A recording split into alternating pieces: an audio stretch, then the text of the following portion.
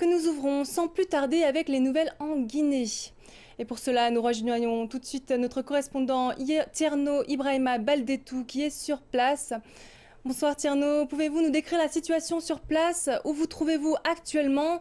Nous savons qu'une rencontre vient d'avoir lieu entre les militaires putschistes et les ministres du gouvernement qui a été annoncé comme étant dissous. Alors que savons-nous de cette rencontre?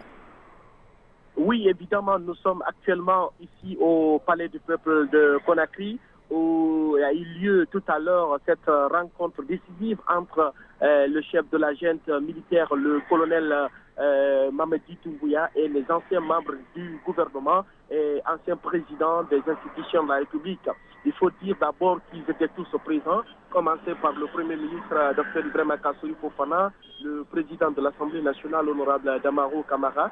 Donc ils étaient tous présents dans la salle où le colonel Mamadi Doumbouya est arrivé avec les membres du Conseil national de redressement et du développement. Devant les membres du gouvernement, il a tout d'abord expliqué ce qui a motivé ce coup de force des militaires guinéens. Il a aussi réitéré ce qu'il a dit hier, qu'il est venu parce que le pays se sentait très mal, le pays était très mal gouverné, la justice ne jouait pas ce rôle, il y avait les détournements de fonds publics, on tuait les gens, la justice ne réagissait pas et le président Alpha Condé aussi était affaibli par son entourage.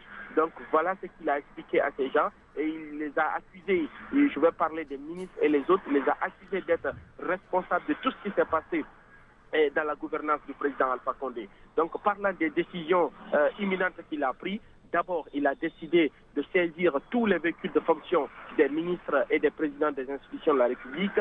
Les gardes-corps aussi ont été réquisitionnés, mais les documents de voyage aussi de tous les membres du gouvernement et les présidents des institutions de la République ont été saisis. Donc il a demandé aux ministres de déposer les véhicules de fonction, les documents de voyage au secrétariat général de leur département. En attendant, les membres du gouvernement sont actuellement dans la salle. Le colonel et ses membres se sont retirés. Ils attendent des instructions avant de quitter la salle. Mais pour le moment, c'est la consternation. Tous les ministres, on lisait sur leur visage la déception et tout ce qui s'ensuit parce qu'ils ne s'attendaient pas.